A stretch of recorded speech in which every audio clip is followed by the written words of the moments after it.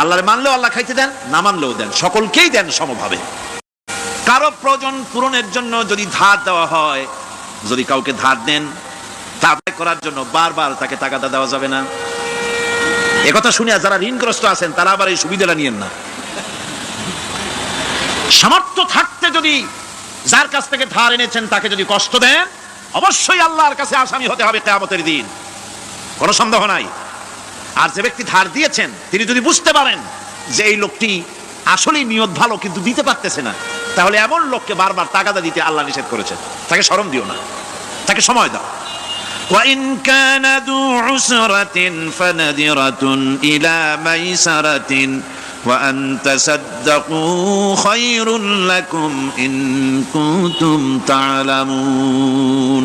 ঋণগ্রস্ত ব্যক্তির আর্থিক অবস্থা খারাপ হলে সচ্ছল হওয়া পর্যন্ত তাকে সময় দাও, আর তাকে যদি ক্ষমা করে দিতে পারো সেটা তো অনেক ভালো কথা, আল্লাহ তোমার প্রতি রহম করবেন। যদি ক্ষমার তাকে যদি সে দিতেই পারবে না এমন অবস্থা যদি হয়, তাহলে তাকে তুমি ক্ষমা করে দিও। কিছু সংখ্যক লোক আছে যারা ধার নিয়ে আসলেই ফাঁকি দিতে চায়, আছেন এমন সমাজে না? নাই। কিছু লোক আছে ধার নেয়, ভাই দেবো 1 মাসের মধ্যে, কোনো সন্দেহ নাই। 6 মাস যায় তারপরেও দেয় না, অন্য কাজ করে মিটাই, অন্য কাজ মিটায়, কিন্তু এর টাকা পরিশোধ করে না। এরকম লোকও আছে, তারা আল্লাহর কাছে দায়ী হবে। একবার পত্রিকা দেখেছিলাম, কার বাড়িতে কার্টুন দিয়েছে, বাড়িতে বিরাট সাইনবোর্ড লাগাইছে কুকুর হইতে সাবধান। তার বন্ধু বলছে, ভাই তুমি কুকুর কিনলে কবে? কয় যে না, কুকুর কিনি নাই, সাইনবোর্ড লাগাইছি পাওনাদারদেরকে ঠেকাবার জন্য, যাতে সহজে বাড়ির মধ্যে না ঢোকে। তো এই চালাকিটা আর কেউ বুঝুক আর না বুঝুক, আল্লাহ পাক তো খুব ভালো করেই বোঝেন। রিক্সাওয়ালা ভ্যানওয়ালার পয়সা, ঘুষ নাই, ওর মধ্যে ঘুষ আছে। কিন্তু কিছু ভদ্রলোক আছে, বুড়া রিক্সাওয়ালা, এই বেটা এদিকে আয়। বুড়া মানুষ রিক্সা চালায়, সেই জন্য অপমান। ওই বেটা তোমার বাপের বয়সী, আপনি কইতে পারো না। এরপরে উঠলো রিক্সায়, 7 মাথা থেকে 14 মাথায় যাবে। ওখানে যায়া বললো যে ভাড়া কত, সে চাইলো 10 টাকা ভাড়া। আরে বেটা 10 টাকা ভাড়া, রেড বই দেখা। যখন রিক্সার ভাড়া দেয় তখন রেড বই দেখার প্রশ্ন ওঠে। আর যখন শাড়ি কিনতে যায় লেখা আছে ফিক্সড প্রাইস, ঢোকার সাথে সাথে একটা 7 আপ অথবা একটা কি ঠান্ডা মান্টা কিছু একটা দিল, খাইয়া ঠান্ডা। শাড়ির দাম কত? শাড়ির দাম 13,593 টাকা 92 পয়সা। এইখানে রেট কত তার তালাশও করে না, বেশি কথা বলি ভদ্রতার খেলাপ হবে। ওইটা ঠিক মতো আনতে পারে, কিন্তু রিক্সাওয়ালার মাথার ঘাম ফেলানো পয়সা নিয়ে তার সাথে ঝগড়া করে, তর্ক করে। এটা ঠিক নয়। সহজতে যে ইনকাম করে, রাসূলুল্লাহ বলছেন আল কাসিবু হাবিবুল্লাহ, নিজের হাতে যে কামাই করে সে আল্লাহর বন্ধু। মুমিন ব্যক্তির চোখের চাহনি ইবাদত। আপনি আমি যে দেখি, এই দেখাটাও ইবাদত। কি রকম? আল্লাহ যা দেখতে নিষেধ করেছেন তা যদি না দেখি। নবীজি বলেছেন, কোন সন্তান যদি আর মা বাপের দিকে রহমতের নজরে, ভালোবাসার নজরে যদি তাকায়, আল্লাহ রাব্বুল আলামিন তার আমলনামায় একটি নফল হজের সওয়াব লিখে দেন। সাহাবীরা জিজ্ঞেস করলেন, ইয়া রাসূলুল্লাহ, যদি কোনো সন্তান তার মা বাপের দিকে দৈনিক 100 বার তাকায় তো কি হবে? আল্লাহর নবী বলেন, আল্লাহর নিয়ামতের ভান্ডারে কোনো অভাব নাই।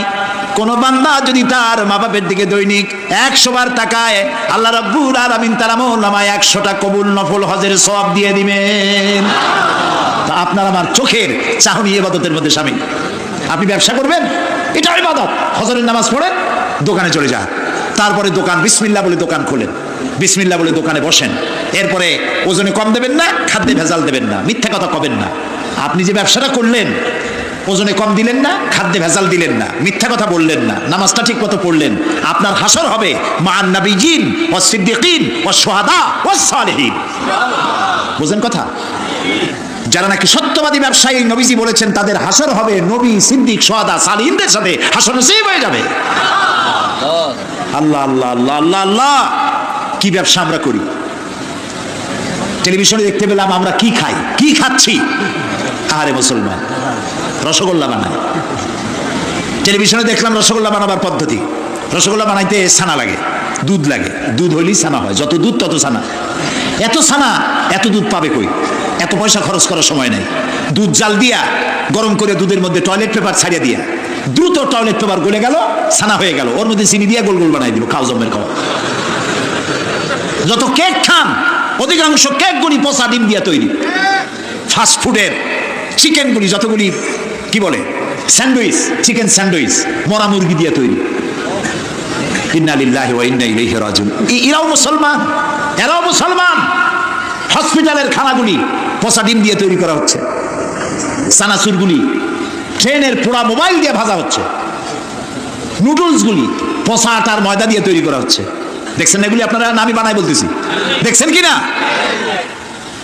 ভেজাল খাইতে খাইতে বাংলাদেশের মুসলমানদের পেটে এমন হয়েছে যে পিওর জিনিস খাইলে কলেরা হবে, পেট গেছে ভেজাল পুরো হয়ে।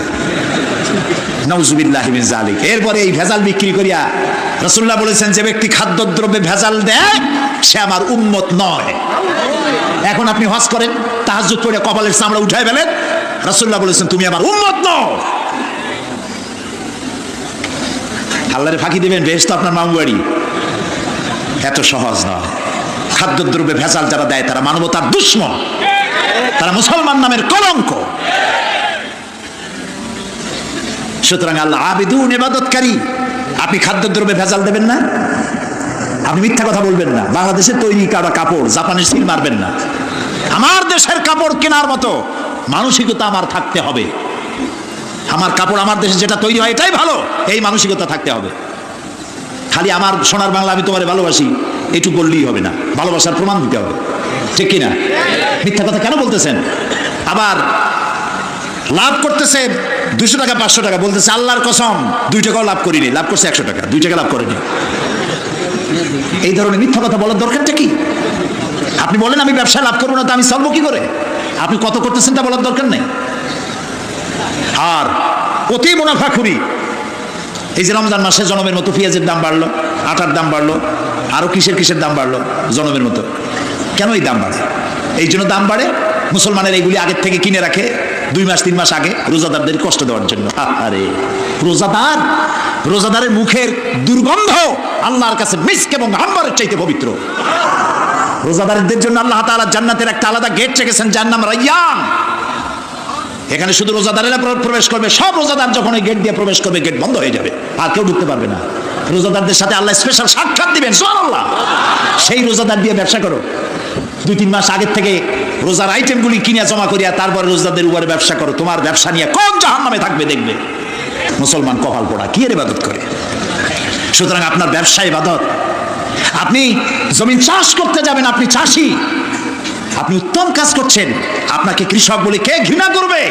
এই চাষের কাজ সর্বপ্রথম করেছেন আবুল বাশার হযরত আদম আলাইহিস সালাম, নিজ হাতে চাষ করেছেন। যারা হাদিয়া খায়, শুধুমাত্র হাদিয়া দিয়ে জীবন চালায়, কোনো কাজ কাম নাই, খালি হাদিয়ার উপরে নির্ভর আছে, এরকম একজন নবীর নাম শোনান আমার, একজন নবীর নাম শোনান উম্মতের হাদিয়া দিয়ে জীবন চালাইছে। কোন? আমি আপনার কাছে শিখে যাই, একজন নবীও উম্মতের উপরে নির্ভরশীল ছিলেন না। হযরত ইদ্রিস আলাইহিস সালাম দর্জি ছিলেন। দর্জি বোঝেন কি? টেইলর, দর্জি ছিলেন। দাউদ আলাইহিস সালাম কর্মকার ছিলেন, লোহা গুলি দিয়ে অস্ত্র নির্মাণ করতেন, লোহা দিয়ে বিভিন্ন জিনিস তৈরি করতেন। এভাবে করে প্রত্যেক পয়গম্বরের কাজ ছিল। নবী করিম সাল্লাল্লাহু আলাইহি ওয়াসাল্লাম ব্যবসা করেছেন। অনেক অফিসার আছেন, জোহরের নামাজের সময় ছুটি নিয়ে আসছেন, জোহরের নামাজ পড়লেন, ঠিক আছে পড়ুন জামাতে, সুন্নত পড়লো, নফল পড়লো, এরপরে বসে বসে তসবিহ টিপতে থাকলেন, জায়েজ নাই। যেহেতু আপনি সরকারের একজন কর্মচারী, আপনি ফরজ এবং সুন্নত পড়ার এখতিয়ার আছে। নফল বাড়ি যাই পড়েন, তসবিহ বাড়ি যাই পড়বেন। গভর্নমেন্টের নির্ধারিত সময় যে আপনি ইবাদতের মধ্যে, জিকির আজকারের মধ্যে নষ্ট করলেন, বেতন নেবেন, হালাল হবে না বেতন। এর নাম ইসলাম, বাস্তব ধর্মী ইসলাম। আপনার রুজি হালাল হতে হবে। সুতরাং আপনি চাষ করতে যাবেন, আপনি যতক্ষণ ময়দানে চাষ করতে থাকবেন, আপনার নামায় আমলে সব লেখা হইতেই থাকবে। সেটাও সর্বনাশ আমরা করছি। চাষ করতে গিয়ে সব জায়গায় মাথা ভালো থাকে, যেই না আইলের কাছে যায় তখন গরুর মাথা খারাপ হয় না লাঙ্গলের মাথা খারাপ হয় আল্লাহ জানে। আইলগুলোরে ঠেলিয়া একেবারে পলসিরাতের মতো চিকুন বানায় ফেলায়। আচ্ছা ভাই বলেন তো, মাটিকে আপনি খাইতে পারবেন? বরং মাটি আমাদের খাবে। চাওয়ার কোনো শেষ নাই, পাওয়ারও শেষ নাই, আরো চাই, আরো চাই, আরো চাই। আল্লাহর নবী বলেন, লাউ কানা লি ইবনি আদামা ওয়াদিম মিন যাহাবিন লাহাব্বা ইয়াকুনা লাহু সানিন। কোন বান্দাকে যদি একটি মাঠ ভরে স্বর্ণ দেওয়া হয়, সে বলবে আল্লাহ আমারে আরো একটা মাঠ ভরে যদি স্বর্ণ দেওয়া হতো। আল্লাহর নবী বলেন, ওয়ালা ইয়ামলাউ জাওফা ইবনু আদামা ইল্লা তুরাব। মানুষের কবরের মাটি ছাড়া কোনো জিনিস দিয়ে ভরবে না। দেখছেন এমপি হইলে কয় আহারে মন্ত্রী যদি হইতে পারতাম, একটা গাড়ির মালিক আহারে যদি আরো 8টা-10টা গাড়ি হইতো, একটা হোটেলের মালিক আরো যদি 5টা হইতো। ইবাদত মানে শুধু নামাজ রোজা না। আল্লাহ তাআলা বলছেন মা খালাকতুল জিন্না ওয়াল ইনসা ইল্লা লিয়াবুদুন, ইবাদত ছাড়া তৈরি করি নাই। যদি নামাজ রোজা হজ যাকাতই শুধু ইবাদত হয় তাহলে তো সব কাম কাজ ফালাইয়া মসজিদে বসে থাকা লাগবে। ইবাদতের ব্যাপক অর্থ রয়েছে, জানতে হবে, বুঝতে হবে ইবাদত কারে কয়। প্রিয় ভাই সব, সেই সত্যিকারের ইবাদত করতে হবে আমাদেরকে। জীবনের সব ক্ষেত্রে আল্লাহর হুকুম মানার নামই হলো ইবাদত। সুবহানাল্লাহ। জীবনের সকল ক্ষেত্রে আল্লাহর হুকুম মাফিক জীবন পরিচালনা করার নাম ইবাদত। খাওয়ায়, পড়ায়, ওঠায়, বসায়, চলায়, রাজনীতি, অর্থনীতি, ইলেকশন, ভোট, নির্বাচন, সবটা ইসলাম ইসলাম। যারা ধর্মনিরপেক্ষ তারা কয় ধর্ম আর রাজনীতি আলাদা। কে তোমার কইল ধর্ম আর রাজনীতি আলাদা? তুমি কে না এই ফতোয়া দিতে? তুমি কে? ধর্ম আর রাজনীতি যদি আলাদা হয় তাহলে দাউদ আলাইহিস সালামকে কি বলবেন আপনি? সুলাইমান আলাইহিস সালামকে কি বলবেন? সুলাইমান আলাইহিস সালাম সারা দুনিয়ার রাষ্ট্রপ্রধান ছিলেন না? বানায় কইলাম না, কোরআন শরীফে আছে। সারা দুনিয়ার রাষ্ট্রপ্রধান ছিলেন। কিরা কত করে? দাউদ আলাইহিস সালাম রাষ্ট্রপ্রধান ছিলেন, মুসা আলাইহিস সালাম রাষ্ট্রপ্রধান ছিলেন, ইউসুফ আলাইহিস সালাম প্রথমে মন্ত্রী ছিলেন, তারপরে রাষ্ট্রপ্রধান ছিলেন। মুহাম্মদুর রাসূলুল্লাহ সাল্লাল্লাহু আলাইহি ওয়াসাল্লাম 12.5 লক্ষ বর্গ মাইল এলাকার প্রেসিডেন্ট ছিলেন, রাষ্ট্রপতি ছিলেন। ধর্ম আর রাজনীতি যারা আলাদা বলে তারা মুসলমান নয়, মুসলমান নয়, মুনাফিক, মুনাফিক, মুনাফিক।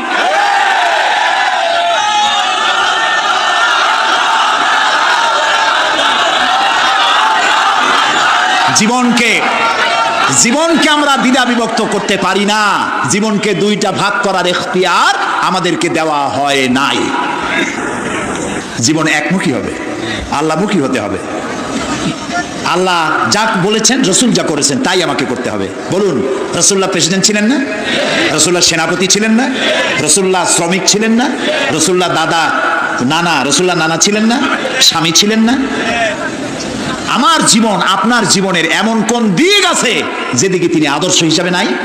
সুতরাং ধর্মনিরপেক্ষ মতবাদের স্রষ্টা হচ্ছে শয়তান। ধর্মনিরপেক্ষ মতবাদের স্রষ্টা কে? চিল্লায় বলো। আর ইসলামের স্রষ্টা কে? আল্লাহ, আল্লাহ, আল্লাহ। এই জন্য একজন মুসলমান কোন অবস্থাতে ধর্মনিরপেক্ষ হতে পারে না। আমি মুসলমান, আমাকে ধর্মের পক্ষে থাকতে হবে। হিন্দু ধর্মের পক্ষে থাকতে হবে, খ্রিস্টান ধর্মের পক্ষে থাকতে হবে। একবার পার্লামেন্টে ঢুকতেছিলাম, ধর্মনিরপেক্ষবাদীদের একজন মুরব্বী, দাড়ি পাকা, আজ তিনি বেঁচে নাই। তার সঙ্গে একসঙ্গে হাঁটতেছিলাম। বললাম, ভাই আপনাদের সাথে তো আমাদের কোনো জমি জমা নিয়ে মামলা মোকদ্দমা নাই, আপনিও আমার পাকা ধানে মই দেন নাই, আমিও আপনার হালের গরু পিটাই মারিনি, কোনো শত্রুতা নাই। শুধু যদি এই ধর্মনিরপেক্ষতা বাদ দিতে পারতেন আপনাদের সাথে আমাদের তো কোনো সমস্যা নাই। কয়েছে ধর্মনিরপেক্ষ বাদ দেবো কেন? আল্লাহ নিজেই তো ধর্মনিরপেক্ষ। কইলাম আস্তাগফিরুল্লাহিল আযীম। আয় কয় কি? আল্লাহর চাইতে ধর্মের পক্ষে আছে কিনা? আল্লাহ তো নিজেই বলেছেন ইন্নাদ-দীনা ইনদাল্লাহিল ইসলাম। আমার কাছে কেবলমাত্র একমাত্র ওনলি ওয়ান পছন্দনীয় মনোনীত জীবন ব্যবস্থার নাম ইসলাম, ইসলাম, ইসলাম। তো আল্লাহর চাইতে ধর্মের পক্ষে আর কি আছে? কি উল্টা বুঝলো, হায় হায় রে, মারা গেছে লোকটা, এখন কি নিরপেক্ষ হইতেছে আল্লাহ জানে। প্রিয় ভাই সব, বুঝে শুনে কাম করেন। চিরকাল আমরা এখানে থাকবো না, বিদায় হইতে হবে এবং আল্লাহর কাছে আমাদেরকে উঠতে হবে। এই জন্য যে যত বক্তৃতা করুক আর যাই কিছু করুক না কেন, আপনি পরকালের চিন্তা করবেন। এমন কাজ করা যাবে না যা আল্লাহ রাজি নাই। ধর্মনিরপেক্ষ মতবাদ মুসলমানের জন্য গ্রহণ করা জায়েজ নাই, জায়েজ নাই, জায়েজ নাই। এটি সুস্পষ্ট হচ্ছে আল আবিদুন, ইবাদতকারী। জীবনের সকল ক্ষেত্রে ইবাদত করতে হবে কার? আল্লাহ তাআলা। আল্লাহর ইবাদত দিয়ে যেন আমরা জীবন চালাইতে পারি, আল্লাহ যেন তৌফিক দান করে দেন। এবং এই ইবাদত আমাদের করতে হবে মৃত্যু পর্যন্ত। কতক্ষণ? এই যে এখন যে সন্ত্রাস চলছে, এই সন্ত্রাসের অবস্থা থেকে যদি বাঁচতে চাই আর ক্ষুধার সময় যদি খেতে চাই, কি সুন্দর একটা সূরা আছে, সূরা কুরাইশ। আল্লাহ তাআলা বলছেন, ফালইয়াবুদু রাব্ব হাযাল বাইত। হে কুরাইশরা, যদি ক্ষুধার সময় যদি তোমরা শীত ও গ্রীষ্মে নিরাপদে থাকতে চাও, যদি নিরাপত্তা পেতে চাও, ফালিয়াবুদু রাব্ব হাযাল বাইত, এই ঘরের মালিকের ইবাদত করো। কোন ঘর? বাইতুল্লাহ শরীফ। এই ঘরের মালিকের ইবাদত, মালিক কে? এই ঘরের মালিকের ইবাদত করলে কি হবে? আল্লাহ তাআলা বলেন আল্লাযী আত'আমাহুম মিন জু'ইন ওয়া আমানাহুম মিন খাউফ। এই ঘরের মালিকের ইবাদত করো, কি হবে? ক্ষুধার সময় তিনি খাদ্য দিবেন, ভীতির সময় তিনি নিরাপত্তা দান করবেন। সুবহানাল্লাহ। আমরা তো এটাই চাই, আমার ক্ষুধার সময় খাবার চাই, ভীতির সময় নিরাপত্তা চাই। কে দিতে পারবেন? কে দিতে পারবেন? আল্লাহ তাআলা দিতে পারবেন। আমরা কি জান্নাতে যেতে চাই? বলেন যেতে চাই? আল্লাহ তাআলা বলেন জান্নাতে যদি যেতে চাও ফাদখুলি ফি ইবাদি ওয়াদখুলি জান্নাতি। আমার গোলামীর মধ্যে শামিল হও। ফাদখুলি ফি ইবাদি, আমার বান্দাদের মধ্যে শামিল হয়ে যাও। ওয়াদখুলি জান্নাতি, এরপর আমার জান্নাতে চলে যাও। গোলাম না হইয়া শিরক বিইবাদাতি রাব্বিহি আহাদা, এবং আল্লাহর ইবাদতের মধ্যে কাউকে শরীক স্থাপন করো না। শিরক কোন অবস্থাতে করা যাবে না। শিরক সম্পর্কে নবী করিম সাল্লাল্লাহু আলাইহি সাল্লাম একটা দৃষ্টান্ত দিয়েছেন, দারুণ দৃষ্টান্ত। শিরক কি ভয়াবহ জিনিস, শিরক সহজে বোঝা যায় না। সওয়াবের নিয়তেও মানুষ শিরক করে।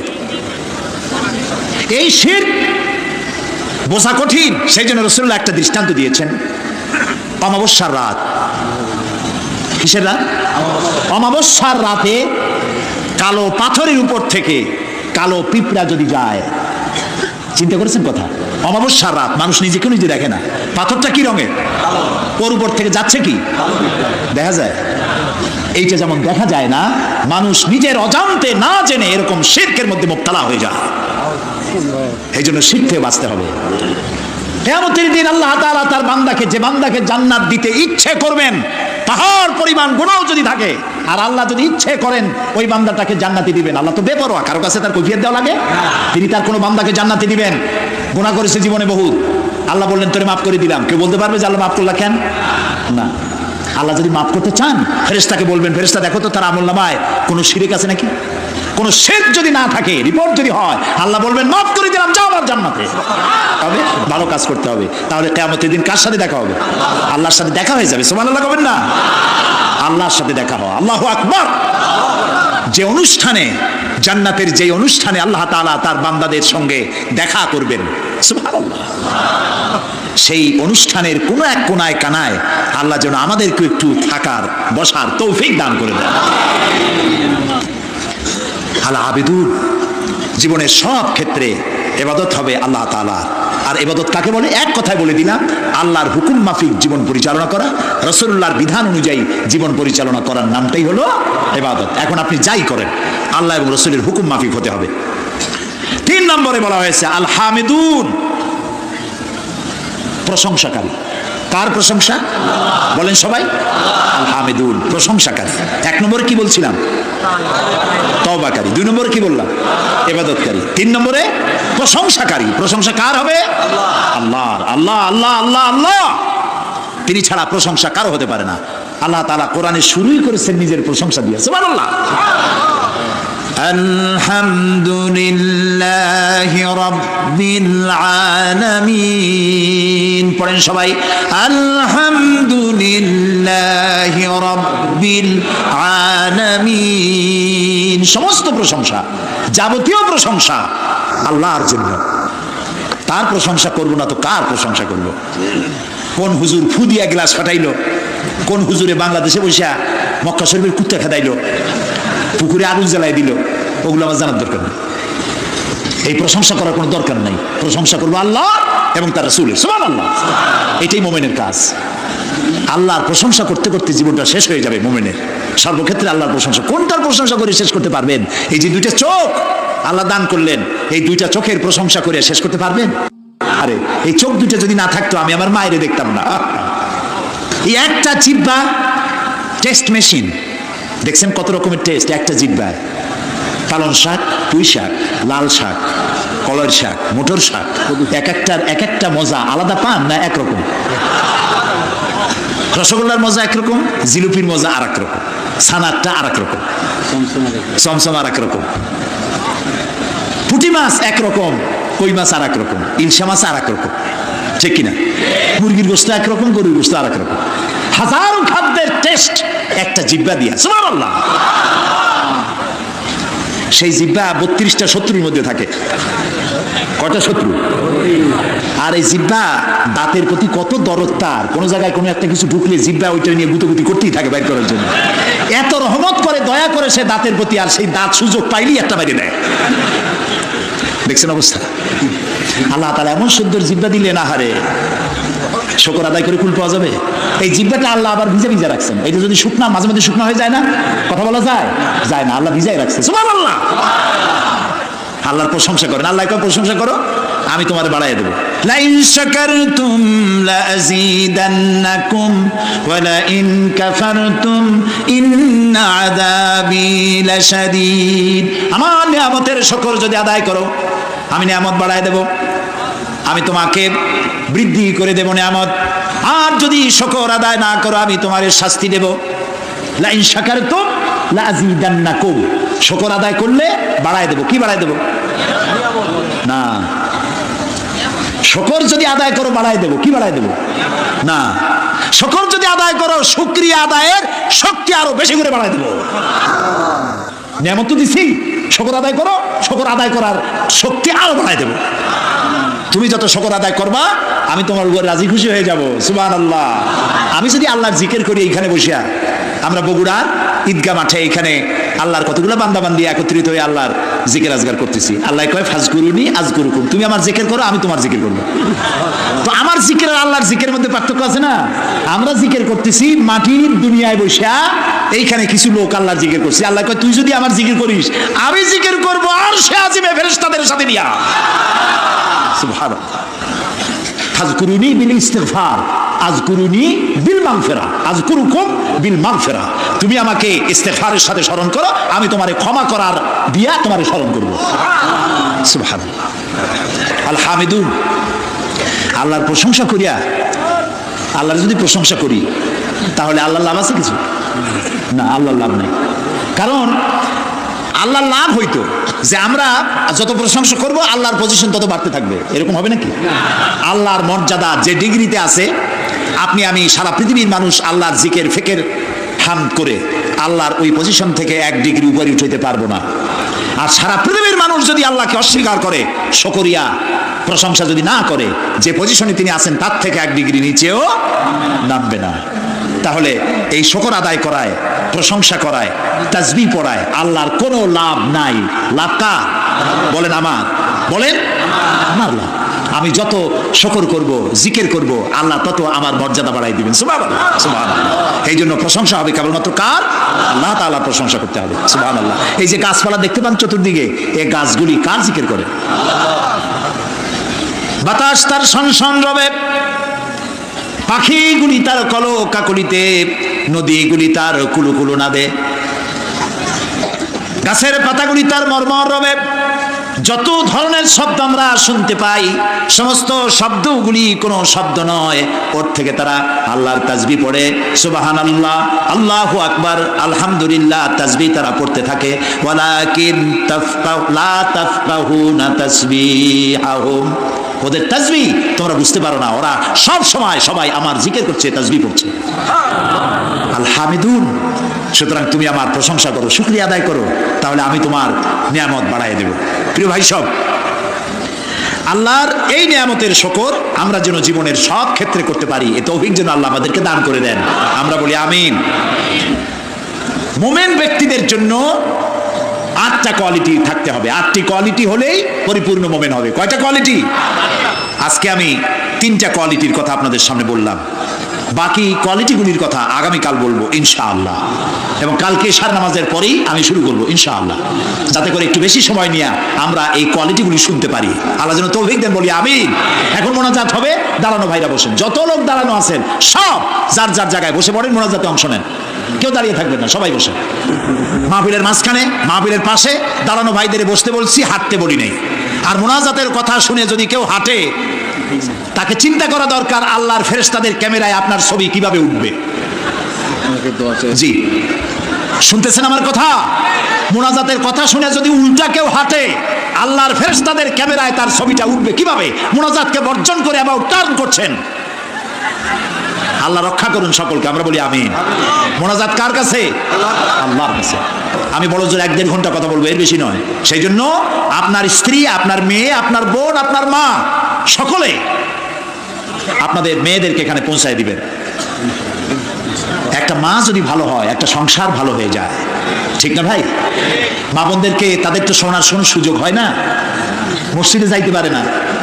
কারা যে দেওয়ালে দেওয়ালে লেখে মহিলাদের মসজিদে যাওয়া হারাম, ঈদগাহ মাঠে যাওয়া হারাম, গণতন্ত্র হারাম, লং মার্চ হারাম, পার্লামেন্ট হারাম, মনে হয় তাদের কাছে একটা কিতাব আছে, কিতাবের নামটা হচ্ছে কিতাবুল হারাম। ওখানে হারাম ছাড়া কিচ্ছু নাই। গণতন্ত্র হারাম যারা বলে, এই জাহেলদেরকে জিজ্ঞেস করতে চাই, ক্ষমতা পরিবর্তনের জন্য গণতন্ত্র না থাকলে পদ্ধতি কি? কেমনে ক্ষমতা যাবে মানুষ? সরকারের পরিবর্তন কিভাবে হবে? সুতরাং আজকের যারা বোমাবাজ, যারা দেওয়ালে দেওয়ালে রাস্তায় রাস্তায় যারা লেখে গণতন্ত্র হারাম, এই বোমাবাজ ওই শহরে যেখানে যেখানে লেখা আছে গণতন্ত্র হারাম, পুলিশের দায়িত্ব এগুলি রং দিয়ে বুঝে ফেলো। এই ধরনের লেখা যারা লেখে গ্রেফতার করো। এরা জাতির দুশ্মন। কে তোমাকে শিখিয়েছে লং মার্চ হারাম? কে তোমাকে বলেছে গণতন্ত্র হারাম?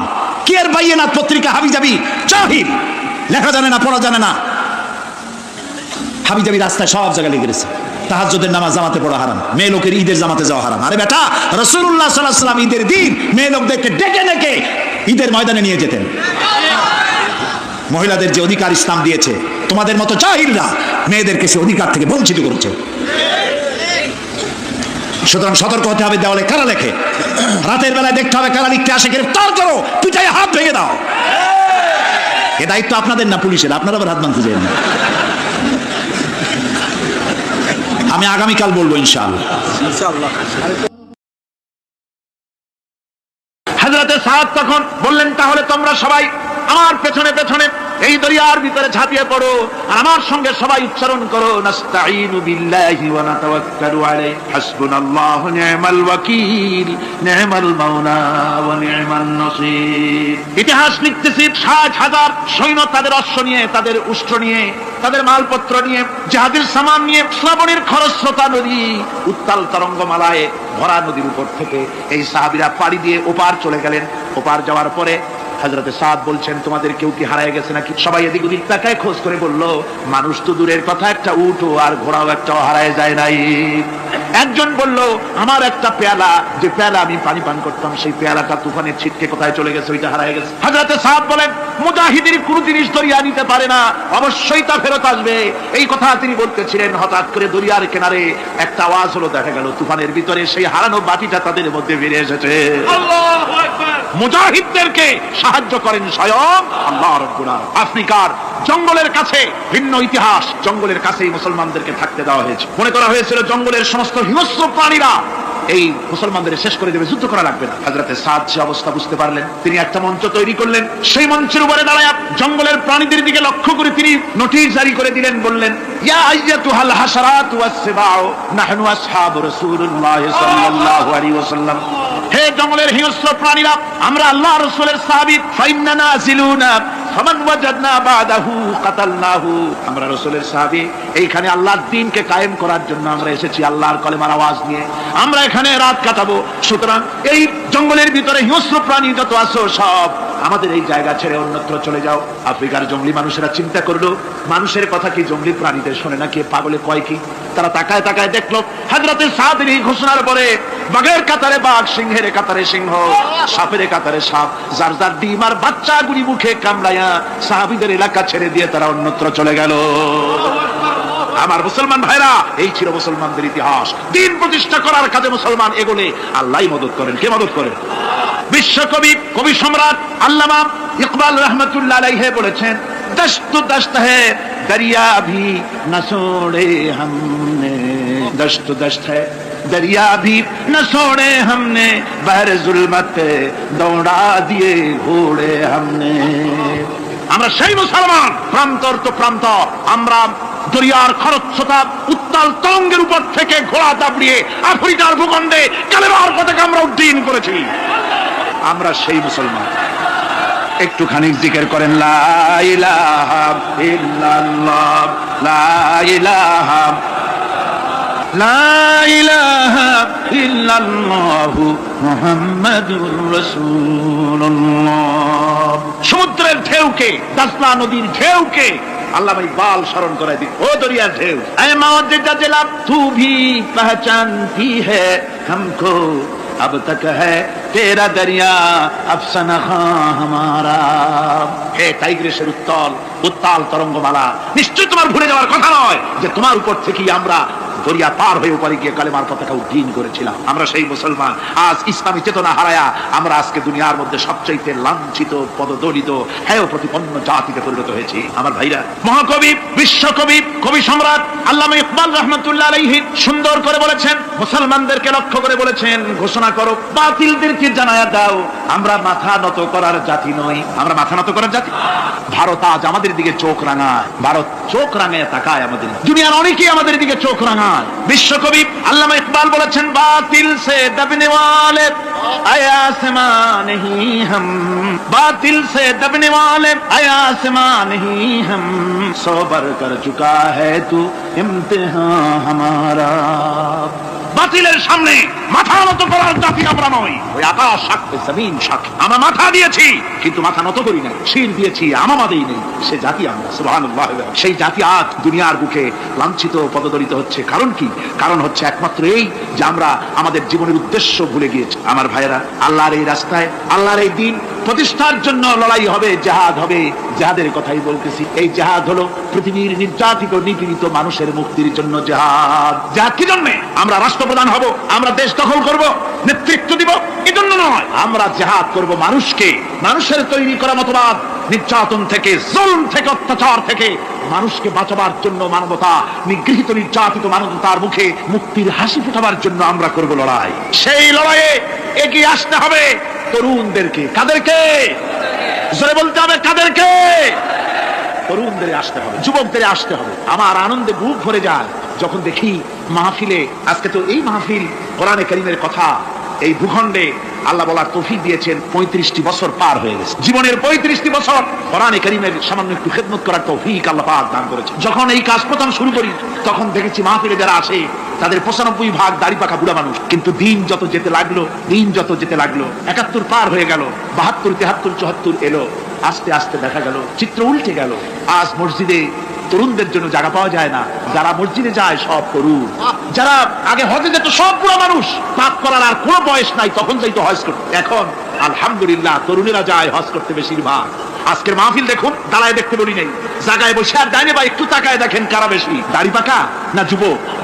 যুবক আর তরুণ দিয়ে আল্লাহর এই মুজাহিদ, আল্লাহর এই গোলামদের দিয়ে আল্লাহ মাহফিল ভরে দিয়েছেন। জোরে কোন সুবহানাল্লাহ, জোরে কোন আলহামদুলিল্লাহ। এই তরুণ যুবকরাই হচ্ছে ইসলামের সম্পদ। ইসলামের সম্পদ কে? তরুণ আর যুবকেরা। তোমাদের অবদান ইসলামে সব চাইতে বেশি। মনে রাখবেন যুবকেরা, শোনো, ইসলাম প্রতিষ্ঠিত হয়েছে তোমাদের রক্তের উপরে। কাদের রক্তের উপরে? যুবকদের রক্তের উপরে। যারা ইসলাম প্রথম কবুল করেছিলেন তারা কিন্তু বুড়ো ছিলেন না কেউ। প্রথম যে ব্যক্তি ইসলাম কবুল করলেন হযরতে সাইয়্যিদুনা আবু বকর সিদ্দিক রাদিয়াল্লাহু তাআলা আনহু, বয়স ছিল 37 বছর। 37 বছর বয়সে দাঁতটা পড়িয়া খুনখুনা বুড়া হয়ে গেছিল নাকি? হযরত ওমর ইসলাম যখন কবুল করেন তখন তিনি ছিলেন 26 বছরের টকবকে যুবক। যৌবনের রক্ত পা এবং মাথা পর্যন্ত শিরায় উপশিরায় ধাবমান এই যুবক হযরত ওমর 26 বছর বয়সের সময় ইসলাম কবুল করেন। হযরত আব্দুর রহমান বিন আউফ যখন ইসলাম কবুল করেন বয়স ছিল মাত্র 17 বছর। হযরত আলী যখন ইসলাম কবুল করেন তখন বয়স ছিল মাত্র 8.5 বছর। তোমাদের মতো তরুণেরা, যুবকেরাই সর্বপ্রথম কলেমার পতাকা ধারণ করে রাসূলকে সাহায্য করেছিল। সুবহানাল্লাহ।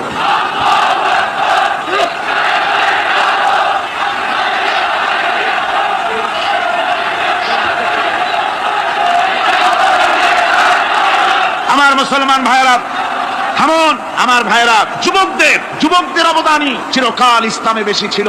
তাই বলে যারা বৃদ্ধ মানুষ তাদের কিন্তু কোনো মন খারাপ করার কোনো কারণ নাই, ঠিক কিনা? যেহেতু আমরা যারা বয়সের প্রান্তে এসে গেছি আমরাও ওই যৌবন কালটা পেরিয়ে এসেছি, ঠিক কিনা? আরেকটি কথা, কিয়ামতের দিন কোন বুড়ো মানুষ বেহেশতে যাবে না, সব যুবকরা যাবে। বেহেশতে যাবে কারা? বুড়োরা বোধহয় ভয় পেয়ে গেছে। রাসূল পাক সাল্লাল্লাহু আলাইহি ওয়াসাল্লাম বলেছেন, আমার কথা না, হুজুর বলেছেন কোন বুড়ো মানুষ বেহেশতে যাবে না, কোন কালো মানুষ বেহেশতে যাবে না। এখন রাসূল যদি বলেন, তার কথাই তো আইন। হুজুর বলেন কালো মানুষ বেহেশতে যাবে না, একটা কালো মানুষ কান্দিয়ে তো পড়ি। হুজুর বলেন কেঁদো না, তুমি যখন বেহেশতে যাবে চাঁদের মতো সুন্দর চেহারা নিয়ে বেহেশতে যাবে। বুড়ার কান্না দেখে হুজুর বলছেন কেঁদো না, তুমি যখন বেহেশতে যাবে আল্লাহ তোমার যুবক বানায় পাঠায় দিবে, যেহেতু বেহেশতে হচ্ছে যুবকদের জন্য। সুবহানাল্লাহ। অত নাজ নিয়ামত, অত আনন্দ, বুড়া মানুষে তো খাইয়া খুঁয়ে বেহেশত নষ্ট করি ভালো। এই জন্য যৌবন দরকার, স্বাস্থ্য দরকার বেহেশত উপভোগ করার জন্য। সেই জন্য বেহেশতে যাবে কারা? তরুণেরা যাবে। কারা যাবে? তরুণ তরুণী দিয়ে আল্লাহ পাক বেহেশত ভরে ফেলবেন। সুবহানাল্লাহ। আমার তরুণেরা, যুবকেরা শোনো, রাসূলুল্লাহ তোমাদের কত সম্মান দিয়েছেন। কে সম্মান দিয়েছে? রাসূলুল্লাহ এক জায়গায় বক্তৃতা করছে। এমন সময় দেখা গেল একজন তরুণ সাহাবী, নাম তার জারীর রাদিয়াল্লাহু তাআলা, চাঁদের মতো চেহারা তার ছিল, খুব সুন্দর চেহারা ছিল তার। হযরত জারীর বসতে না পেরে জায়গা পায় না, দাঁড়ায় আছে। রাসূল নিজের গায়ের চাদরটা খুলে জারীরের দিকে নিক্ষেপ করলেন, বললেন জারীর দাঁড়িয়ে আছো, আমার চাদরের উপর বসো। সুবহানাল্লাহ। হযরত জারীর রাসূলুল্লাহর চাদর নিয়ে চুমা খাইতে লাগলেন আর বললেন আকরামাকাল্লাহ কামা আকরামতানি ইয়া রাসূলুল্লাহ। হে রাসূল, আল্লাহ আপনার সম্মান আরো আরো অনেক বাড়িয়ে দিক, যেমন আপনি আমাকে মর্যাদা দিলেন। হে রাসূল, আপনার চাদরে পৃথিবীর কোনো মানুষ বসতে পারে। আমার তরুণ ভাইরা, আমার যুবক ভাইরা, তোমাদেরকে রাসূল মহব্বত করতেন, ভালোবাসতেন সবচেয়ে বেশি। তোমরা আজ বাতিলের শিকার। কার শিকার? বাতিলের শিকার। তোমাদেরকে কি দেওয়া হয়? যে সব রাজনৈতিক দলের যুবক যারা তোমরা এখানে আছো, জিজ্ঞেস করি তোমাদের নেতারা তোমাদেরকে কি দেয়? দেয় অস্ত্র, দেয় টাকা, দেয় নারী ভোগ করার জন্য পয়সা, তোমাদের চরিত্র ধ্বংস করার জন্য সব রকমের হাতিয়ার তুলে দেয়। তোমাদের হাতে শোভা পায় কলম, হাতে শোভা পায় খাতা, হাতে শোভা পায় বই। বই খাতা কলমের পরিবর্তে তোমাদের নেতারা তোমাদের হাতে তুলে দেয় স্ট্যান্ডার, তুলে দেয় হেরোইন, তুলে দেয় টাকা। এরা তোমাদের নেতা নয়, এরা তোমাদের জীবনের দুশমন। জনগণেরা কি?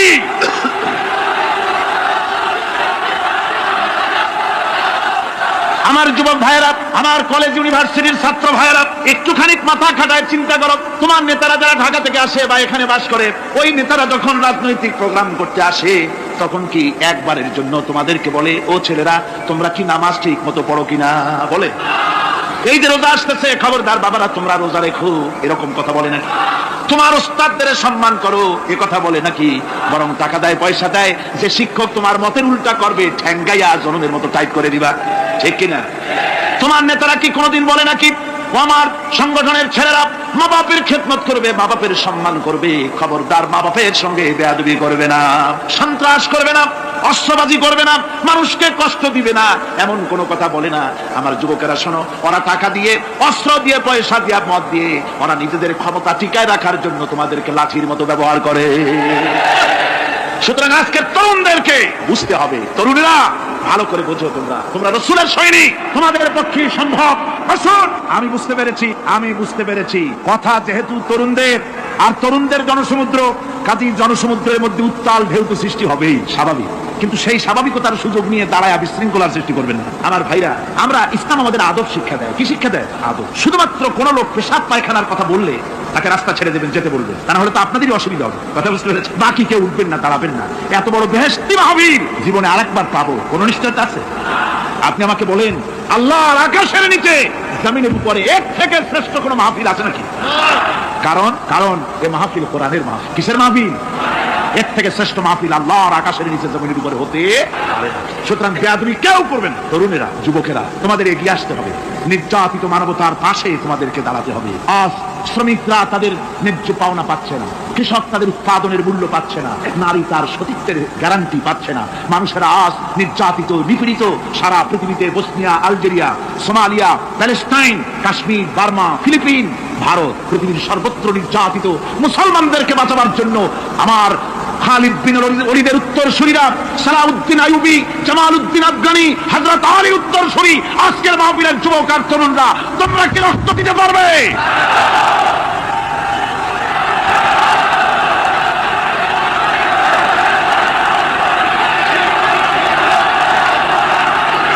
আমার মুসলমান যুবকেরা, আল্লাহর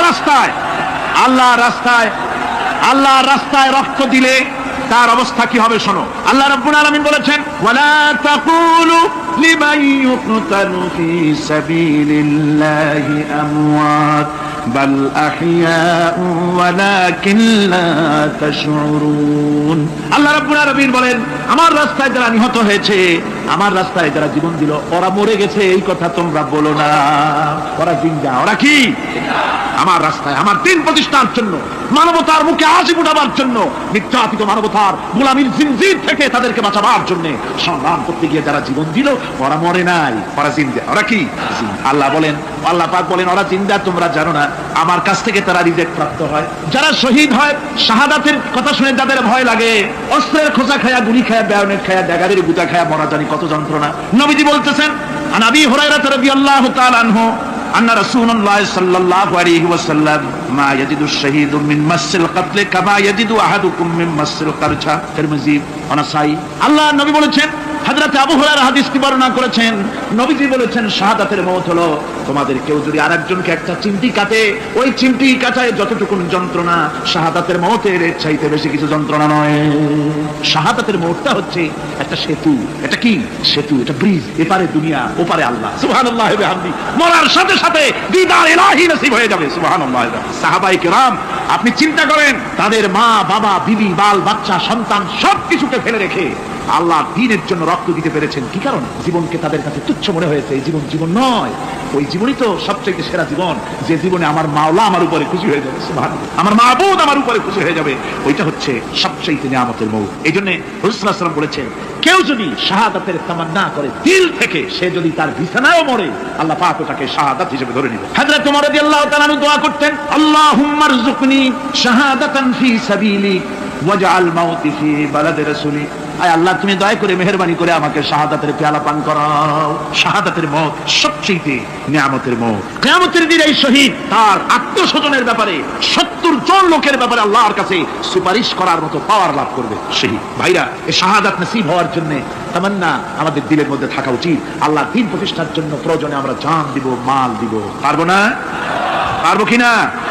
আমার ভাইরা, আব্দুল উজ্জা মক্কা শরীফে বাড়ি, 20 বছরের যুবক, কলিজার মধ্যে সবসময় চায়, এতিম মানুষ, বাপ মারা গেছে, একেবারে ছোট অবস্থা, খুব গরিব। চাচা তাকে বড় করেছে, চাচা তাকে ঘর দিয়েছে, বাড়ি দিয়েছে। বুখারীর হাদিস, বুখারী শরীফে, বাড়ি, ঘর, জায়গা, জমি, সোনা দানা, টাকা পয়সা, উট ঘোড়া সব দিয়েছে, প্রতিষ্ঠিত করে দিয়ে। কিন্তু আব্দুল উজ্জা শান্তি পায় না।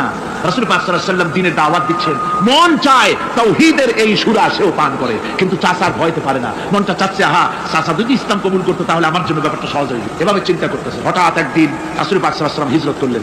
এরপরে আব্দুল উজ্জার ধৈর্যের বাঁধ ভেঙে গেল। আব্দুল উজ্জা গিয়ে বলছে, চাচা, মুহাম্মদ সাল্লাল্লাহু আলাইহি ওয়াসাল্লামের নাম তো নিশ্চয়ই শুনেছেন। বলে, হ্যাঁ শুনেছি। তিনি যে ইসলামের দাওয়াত দেন, ওটা আপনার কাছে কেমন লাগে? তার মানে বলছে যে, আমার কাছে তো খুব ভালো লাগে। চাচা, ইসলাম কি কবুল করবেন? এই অগণিত মূর্তির সামনে মাথা নত করে আমাদের কোনো লাভ নাই। এই মূর্তিগুলি আমাদের কোনো সাহায্য করতে পারে না। এক আল্লাহ বিশ্বাস করার জন্য মুহাম্মদ সাল্লাল্লাহু আলাইহি ওয়াসাল্লাম আমাদের বলেছেন। চাচা বলছে, খবরদার, এই কথা যদি আবার উচ্চারণ করো তাহলে আমি তোমাকে যা দিয়েছি সব ছিনায় নেব। আব্দুল উজ্জা বলছেন, তাহলে আর আমি সহ্য করতে পারলাম না। চাচা, আপনার সামনেই আমি ঘোষণা করলাম, একদিন চাপা রেখেছি, আর পারলাম। আমি ঘোষণা করে দিলাম, লা ইলাহা ইল্লাল্লাহু মুহাম্মাদুর রাসূলুল্লাহ। চাচা বলল, তুমি এর পরিণতি জানো? আব্দুল উজ্জা বলল, কি পরিণতি? চাচা বলতেছি, এই কলেমা পড়ার কারণে আমি তোমাকে যা দিয়েছিলাম, ঘোড়া দিয়েছি, উট দিয়েছি, বাড়ি দিয়েছি, সব আমি তোমার কাছ থেকে ছিনাইলাম, সব ফেরত দিতে হবে। তিনি বললেন, আমি রাজি আছি, আমি রাজি আছি। আপনি আমার সোনা দানা, ঘোড়া, উট আর ঘর বাড়ি যা দান করেছেন, এই দুনিয়াটার মালিককে যদি আমারে বানাই দিতেন, আমি এর বিনিময়ে কলেমা পড়া থেকে আর আমি নিজেকে থামাই রাখতে পারি না। বলে, আমার সব আমাকে ফেরত দাও। বললো, দিলাম, যা আপনি দিয়েছেন সব আপনাকে ফেরত দিলাম। চাচা বলছে, জায়গা জমি, টাকা পয়সা, সোনা দানা সব পেলাম, তোমার গায়ে যে জামা, তোমার পরনের যে লুঙ্গি, ওটা আমার টাকার খোলো।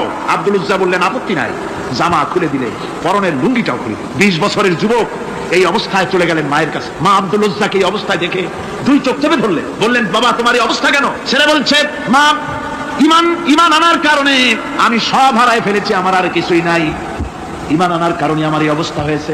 মা বলছে, বাবা, আমার কাছে কি চাও? ছেলে বলছে, মা, আমি চলে যেতে চাই মদিনায়, আল্লাহর নবী মুহাম্মদুর রাসূলুল্লাহ সাল্লাল্লাহু আলাইহি ওয়াসাল্লামের দরবারে চলে যেতে চাই। আমি একটু বস্ত্র চাই। মা একটা পুরানা কম্বল তার হাতে দিয়ে দিলেন। আব্দুল উজ্জা কম্বলটাকে ছিঁড়ে এক টুকরা কোন রকম হাঁটুর উপরে জড়ায় নিলেন, আর এক টুকরা গায়ে দিয়ে নিলেন। আব্দুল উজ্জা আবার বহু কষ্ট করে মরুভূমি পাড়ি দিয়ে মদিনা মুনাওয়ারায় চলে গিয়ে বাবি জিবরিল থেকে ঢুকে আসহাবে সুফফার চবুতরার সামনে বসে আছেন, ছেঁড়া কম্বল পরা। এবার বিশ্ব নবী, দুনিয়া আখিরাতের বাদশা জনাবি মুহাম্মদ রাসূলুল্লাহ সাল্লাল্লাহু আলাইহি ওয়াসাল্লাম যখন মসজিদের নিজের ঘরের থেকে দরজা খুলে বেরিয়েছেন, দেখেন এক যুবক বসা, একটা আধাটা কম্বল পরা, হাঁটুর উপরে কোন রকম করে রানটা লজ্জাস্থানটা ঢাকার, গায়ে একটা ছেঁড়া কম্বল। তার এই অবস্থা দেখে হুজুর জিজ্ঞেস করেন, তুমি কে? যুবক বলছে, আমি আব্দুল উজ্জা। ইসলাম কবুল করার জন্য আমার সব ছিল, আমি কম ধনী ছিলাম না, আমার চাচা সব নিয়ে গেছে, সিনাই রেখেছে, আমার লুঙ্গিটাও দেয় নাই। ঘটনার সব তিনি খুলে খুলে বললেন। হুজুর বললেন, তোমার নাম আব্দুল উজ্জা নয়, তোমার নাম আব্দুল্লাহ। আব্দুল্লাহ জুলবাজাদাইন তার নাম। হযরত আব্দুল্লাহ জুলবাজাদাইনকে রাসূলুল্লাহ দিয়ে দিলেন, আসহাবে সুফফাদের সাথে মিলাই দিলেন, এখানে থাকুক, খাবার আসতে পরে খাবে। তাদের সব সময় খাবার থাকতো না। আসহাবে সুফফায় তারা থাকতেন যাদের ঘর নাই, বাড়ি নাই, থাকার জায়গা নাই। ক্ষুধার জ্বালায় যখন তারা অতিষ্ঠ হয়ে যেতেন, নবীজি ঘরের থেকে তাহাজ্জুদের জন্য যখন বেরোতেন, ক্ষুধার্ত সাহাবীরা রাসূলের চেহারা দেখার সঙ্গে সঙ্গে ক্ষুধা নিবৃত হয়ে যেত। হযরত রাসূল পাক সাল্লাল্লাহু আলাইহি ওয়াসাল্লাম আব্দুল্লাহকে ওনাদের মধ্যে ভিড়াই দিলেন। আব্দুল্লাহ এবার কোরআন শরীফ পড়ে। কোরআন শরীফ পড়তে গিয়ে চিল্লায় চিল্লায় তিনি পড়েন, আস্তে আস্তে পড়েন না। সাহাবীরা বিরক্ত হয়ে রাসূলের কাছে নালিশ করলেন যে বড় চিল্লায় কোরআন পড়ে, আমাদের নামাজেও ডিস্টার্ব হয়। হুজুর বলেন, সাহাবীরা কেউ আব্দুল্লাহর ব্যাপারে কোনো কথা বলবে না, তারে চিল্লাইতে দাও, যেহেতু ঈমানের জন্য তারে বড় মূল্য দিতে হয়েছে। পরনের লুঙ্গিটা পর্যন্ত আনতে পারে নাই, যত খুশি চিৎকার করেছে আল্লাহর কালাম পড়ুক। তাবুকের যুদ্ধ, রাসূলুল্লাহ তাবুকের দিকে রওনা করেছেন, 30,000 সৈন্য নিয়ে রওনা করেছেন। ওই জিহাদে মানুষেরা প্রাণ ভরে রাসূলুল্লাহকে সাহায্য করেছেন। মেয়ে লোকেরা নাকের ফুল, কানের দুল, গলার হাল খুলে খুলে রাসূলের কদম মোবারকে দিয়ে দিয়েছে। ধনীরা টাকা পয়সা সব দিয়েছে। হযরত আবু বকর তো যা ছিল সব এনে দিয়েছে, কিছু ছিল না ঘরে। রাসূল রওনা করলেন। প্রতিমধ্যে হযরত আব্দুল্লাহ জুলবাজাদাইন আল্লাহ নবীর খেদমতে হাজির হয়ে বলেন, হুজুর সবাই তো সব দিল, আমার কিছুই নাই, কিছু দিতে পারলাম না। হুজুর আপনি আমার জন্য দোয়া করেন, আমি যেন এই তাবুকের ময়দানে কাফেরদের বিরুদ্ধে লড়াই করে যেন শহীদ হয়ে যেতে পারি। মাল দিতে পারি নাই, কিন্তু আল্লাহর জন্য যেন আমার জীবনটা দিয়ে দিতে পারি। ও চট্টগ্রামের যুবকেরা, তরুণেরা, তোমাদের মতো 20 বছরের তরুণ হযরত আব্দুল্লাহ জুলবাজাদাইন শাহাদাতের তামান্না করে রিসালাতে মাহবের কাছে দাঁড়িয়েছে। হুজুর বললেন, একটা গাছের বাকল নিয়ে আসো। একজন একটা বাকল নিয়ে এলো। রাসূলুল্লাহ এই বাকলটা আব্দুল্লাহ জুলবাজাদাইনের হাতে লাগাই দিলেন। রাসূলুল্লাহ বললেন, আয় আল্লাহ, আমি আব্দুল্লাহর রক্ত কাফেরদের জন্য হারাম করে দিলাম। হযরত আব্দুল্লাহ বলছেন, ইয়া রাসূলুল্লাহ, আমি চাইছিলাম শহীদ হব, আর আপনি আমার রক্তটা হারাম করে দিলেন কাফেরদের জন্য। আল্লাহর নবী বলেন, আব্দুল্লাহ রে, কোনো চিন্তা করো না, তোমার মৃত্যু যদি জ্বরেও হয়, আল্লাহ রাব্বুল আলামিন তোমার শাহাদাতের দরজা দিয়ে দিবেন। তাবুকের প্রান্তরে চলে গেলেন। কয়েকদিন ওই তাবুকের ময়দানে থাকায় রাসূলের কাছে খবর এলো, আব্দুল্লাহ মারাত্মক জ্বরে আক্রান্ত হয়ে ইন্তেকাল করেছেন। রাসূলুল্লাহ বললেন, আমি জানাজা পড়াবো। হযরত আব্দুল্লাহর জানাজা হলো গভীর রাত। কবরের ভিতরে একজন দাঁড়ায়া লাশ ধরার জন্য একজন কবরের ভিতরে দাঁড়িয়েছে। 2 জন লোকে লাশ নিয়ে আসতেছে। হযরত বেলাল আলো উঁচু করে দাঁড়ায় ধরে আছে, অন্ধকার রাত, কবরের ভিতরে একজন দাঁড়ানো, লাশ নিয়ে এসেছে 2 জনে। কবরের ভিতরে যিনি দাঁড়ানো, তিনি বলছেন, এই লাশকে, তোমাদের ভাইকে আদবের সাথে কবরে রাখো। কবরের মধ্যে যিনি দাঁড়ানো, তিনি আর কেউ নয়, বিশ্বনবী মুহাম্মদুর রাসূলুল্লাহ সাল্লাল্লাহু আলাইহি ওয়াসাল্লাম। হযরত রাসূলুল্লাহ বলতেছেন, আবু বকর ওমর, তোমাদের ভাইকে আদবের সাথে কবরে রাখো, খবরদার বেয়াদবি করো না। কবরের মধ্যে আল্লাহ নবী আব্দুল্লাহ জুলবাজাদাইনকে নিজ হাতে শোয়াই দিয়া কবরের উপরে পাথর বিছিয়ে দিয়ে নবীজি বললেন, রব্বুল আলামিন, আজকের এই সন্ধ্যা পর্যন্ত আমি আব্দুল্লাহর প্রতি রাজি ছিলাম, তুমিও আব্দুল্লাহর প্রতি সন্তুষ্ট হয়ে যাও।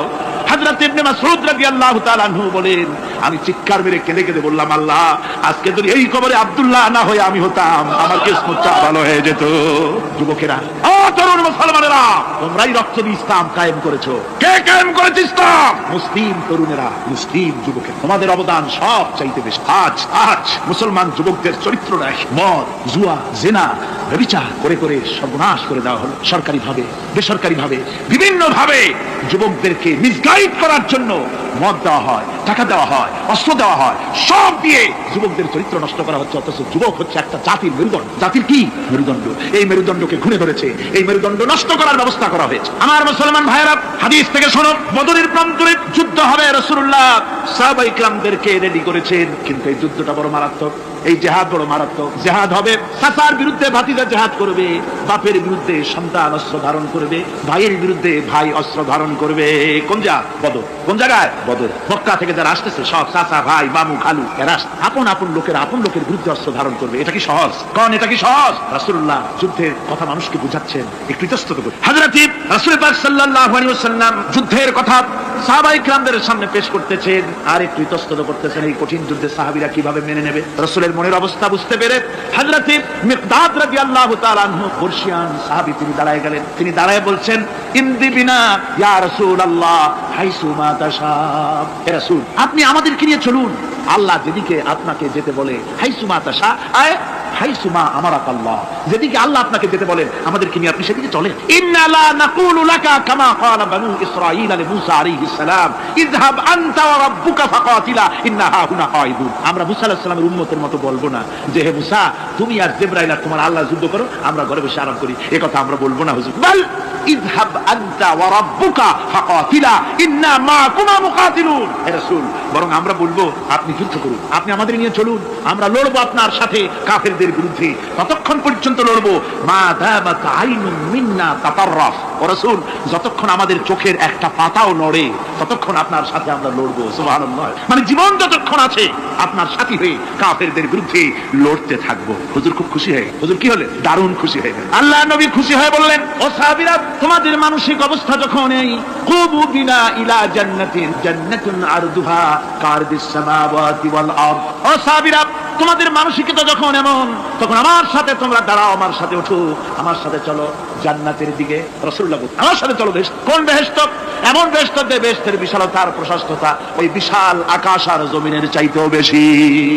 এই বিরাট জান্নাতের দিকে চলো আমার সাথে। ফাকামা উমাইর বিন হামাম ওয়া কানা ইয়াকুলু তামার। যুবকেরা, তোমাদের মতো তরুণ, তোমাদের মতো এক যুবক যার নাম উমাইর, তিনি দাঁড়িয়ে গেলেন, হাতে ছিল খোরমা খাত। দেখেন বক্তৃতা হয়, মাঠে ওয়াজ নসিহত হয়, আর যুবকেরা দাঁড়ায় দাঁড়ায় বাদাম হয় না। ওই সাহাবী ওই সময় তো বাদাম হয়তো পায় না, খোরমা খাত, খোরমা চাবাচ্ছে, বিসি ফেলাই দিতেছে, আর এইভাবে খাচ্ছে আর হুজুরের কথা শুনে উমাইর বলছেন, বাহ বাহ, এটা একটা আঞ্চলিক শব্দ, এর অর্থ হচ্ছে আয়মা আযমাহু ওয়া মা আহসানাহু। হে রাসূল, আপনি কত সুন্দর কথা বললেন, আপনি কি বিশাল কথা বলেছেন, কত বড় কথা বলেছেন। জিহাদ করলে জান দিলে এমন বেহেশত পাবো, জান্নাতুন আরদুহা কারদিস সামাওয়াতি ওয়াল আরদ, যে বেহেশতটা হবে ওই বিশাল আকাশের চাইতে এমন বেহেশত পাবো। ওয়াল্লাহি লাউ কুনতু হাইয়ান হাত্তা আকুলাহু ইন্নাহা লাহায়াতুন তাবি। আল্লাহর কসম, আমি যদি হাতের সবগুলি খোরমা খেতে যাই তাহলে তো অনেক সময় লাগবে, বেহেশতে যেতে দেরি হয়ে যাবে, অনেক দেরি হয়ে যাবে বেহেশতে যেতে। ফারামা বিহিন্না, হাতের সবগুলি খোরমা তিনি ফেলে দিন। ও যুবকেরা, হযরত উমর তোমার মতো যুবক খোরমা খাওয়া সহ্য করলেন না আল্লাহর জান্নাতে যাওয়ার লোভে।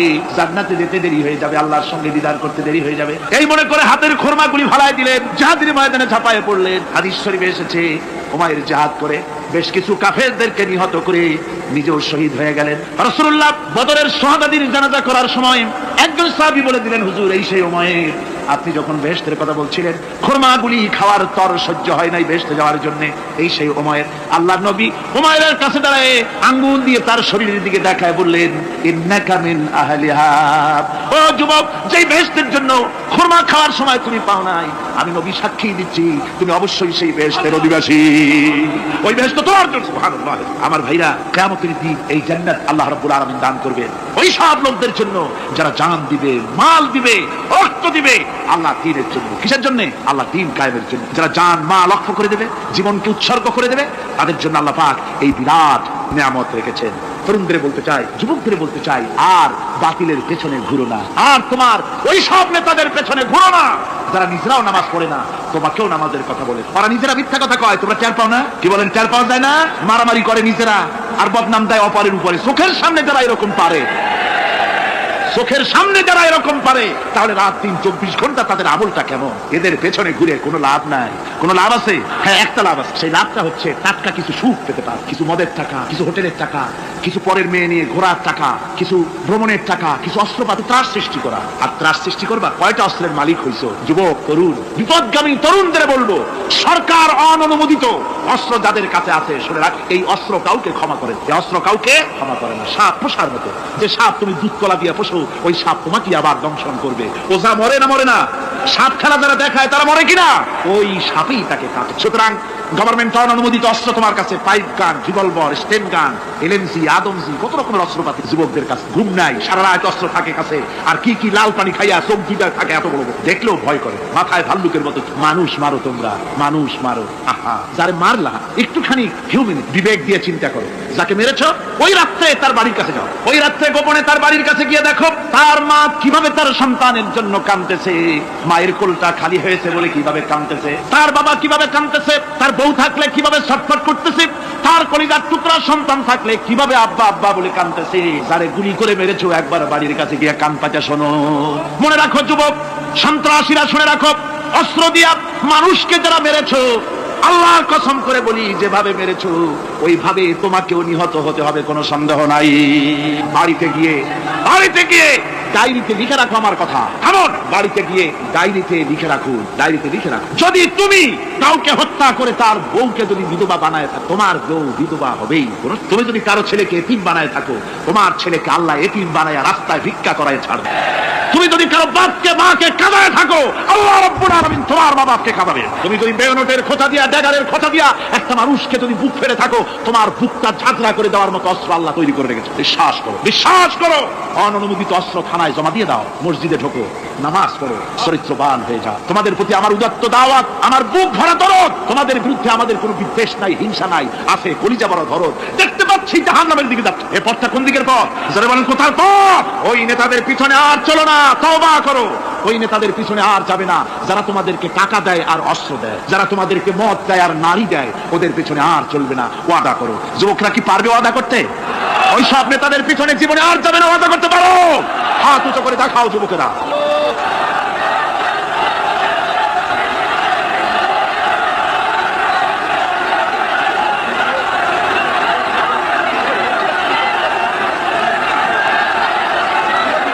আমার মুসলমান ভাইরা, আমি তো দাঁড়াতে বলি নাই। জি জি জি জি জি জি বসেন বসেন। যে বুঝতে পেরেছি কালকের টেকনিক অবলম্বন করেছেন আপনারা আর কি, এই সুযোগে একটু কোমরটা সোজা করে নিলেন। বুঝতে পেরেছি, আমরা কিছু মাইন্ড করি নাই। এখন বসেন বসেন, তাড়াতাড়ি বসে যান। কথা আমার অনেক, সময় কম, না তাড়াতাড়ি শেষ করবো। বসেন। আপনারা না বসলে তো কথা বলতে পারবো না, বসতে হবে। অত্যন্ত জরুরি জরুরি কথা আছে, সে কথাগুলি আমাদের শুনতে হবে। যেহেতু এই মাহফিলের পর আবার আপনাদের সামনে কথা বলতে পারবো এর কোনো গ্যারান্টি নাই। আছে নাকি কোনো গ্যারান্টি? নাই। সুতরাং বসতে হবে, কেউ দাঁড়াবে না। জোরে সোরে জিকির করেন, লা ইলাহা ইল্লাল্লাহ, লা ইলাহা। আমার ভাইরা, আজকের মাহফিলের সবচেয়ে বড় আকর্ষণ আখিরি মোনাজাত, ঠিক না? কোরআনে কারীমের মাহফিলের মোনাজাত অবশ্যই কবুল হবে ইনশাআল্লাহ। এত মানুষের দোয়া আল্লাহ ফিরাতে পারেন না। তার নাম রহমান, তার নাম রহিম, তার নাম গফুর, তার নাম গাফফার। বান্দার দোয়া কবুল করাই তো তার কাজ। সুতরাং নড়াচড়া আদৌ করবেন না, যার যার জায়গায় বসে থাকুন। না বসলে আপনারা যদি হাঁটেন, মাঝে মধ্যে দাঁড়ান, এটা খুবই বিরক্তির উদ্রেক করবে। ভাইয়েরা, আমি সকলকে সেজন্য বলতে চাই যে আমরা আল্লাহর দ্বীন প্রতিষ্ঠার জন্য এই জিহাদের কথা যে আল্লাহ বলছেন, এই জিহাদের জন্য আমরা জান মাল সব কিছুকে উৎসর্গ করতে চাই। আল্লাহ যেন কবুল করেন, সবাই বলেন আমিন। আনন্দ, আরাম আর বিলাসিতায় আমরা আমাদের জীবনকে ভাসায় দিয়ে, যার কারণে আমাদের জিল্লতি। এ মুসলমানদের উরুজ, এ মুসলমানদের তারাক্কি কিভাবে আসে শুনুন। বিশ্ব কবির ভাষা, বিশ্ব কবি আল্লামা ইকবাল রহমতুল্লাহ আলাইহি বলেছেন, আ তুঝে বাতাও तकदीर उमम क्या है, आ तुझे बताओ तकदीर उमम क्या है, शमशेर उसना अव्वल ताऊस और बाबाखीर। এসো আমি তোমাকে এই জাতির উন্নতির কথা শোনাই। এই জাতির উন্নতি তখন হয় যখন এক হাতে থাকে কোরআন আর এক হাতে থাকে তরবারি, তখন হয় জাতির উন্নতি। আর এই জাতি যখন কোরআন আর তরবারি ছেড়ে দিয়ে যখন তানপুরা, বেহালা, সারিন্দা, নারিন্দা, গিটার, ফিটার, সারেগামা, পাদানিসার পিছনে যখন লাগে, কপাল তখনই পড়ে। কপাল পড়ে কখন? তখনই পড়ে। আজ আমাদের টেলিভিশন, আমাদের রেডিও, আমাদের সংস্কৃতি সব সারেগামার সংস্কৃতি। কিসের সংস্কৃতি? আগে তো মুসলমানের ঘরে প্রত্যেকদিন সকাল বেলায় আওয়াজ আসতো, মুসলমানদের ঘরে সকাল বেলায় মুসলমানদের ঘরে ঘরে জানালার ফাঁক দিয়ে আওয়াজ আসতো, বিসমিল্লাহির রহমানির রহিম, সূরা ইয়াসিন, সূরা রহমান ইত্যাদি তেলাওয়াত ভেসে আসতো। এখন আর তেলাওয়াত ভেসে আসে। ربنا ظلمنا أنفسنا وإن لم تغفر لنا وترحمنا لنكونن من الخاسرين ربنا لا تزغ قلوبنا بعد إذ هديتنا وهب لنا من لدنك رحمة إنك أنت الوهاب। أي الله تعالى হাজার হাজার মুসলমান নরনারী ঠান্ডাকে উপেক্ষা করে তোমার দ্বীনের কথা শোনার জন্য, কোরআনে কারীমের কথা শোনার জন্য এই মাঠে এসে হাজির হয়েছে। আল্লাহ তুমি দয়া করে মেহেরবানি করে আলোচনার সওয়াবটুকু হুজুরে পুর নূর সাল্লাল্লাহু আলাইহি সাল্লামের রূহ মুবারকে পৌঁছে দাও। রব্বুল আলামিন, আমাদের মধ্য থেকে যাদের মা বাপ দুনিয়া থেকে জনমের মতো বিদায় হয়ে গেছে, আল্লাহ কবরে যদি আযাব থাকে দয়া করে আযাব মাফ করে দাও। আল্লাহ আমাদের মা বাপের উপরে তোমার রহমত নাজিল করো। রব্বিরহামহুমা কামা রাব্বায়ানি সগীরা, রব্বিরহামহুমা কামা রাব্বায়ানি সগীরা। হে আল্লাহ রাব্বুল আলামিন, এই মাহফিলে যত লোক আছি আমরা, কার কোন ব্যাধি আছে, রোগ আছে, আমরা তুমি ভালো করে জানো। আমাদের প্রত্যেকের ব্যাধিকে তুমি শিফায়ে আজলা দান করে দাও। اللهم حبب إلينا الإيمان وزينه في قلوبنا وكره إلينا الكفر والفسوق والعصيان واجعلنا من الراشدين. ربنا تقبل منا إنك أنت السميع العليم وتب علينا إنك أنت التواب الرحيم. سبحان ربك رب العزة عما يصفون وسلام على المرسلين الحمد لله رب العالمين. واجعل آخر كلمتنا عند الموت لا إله إلا الله محمد رسول الله.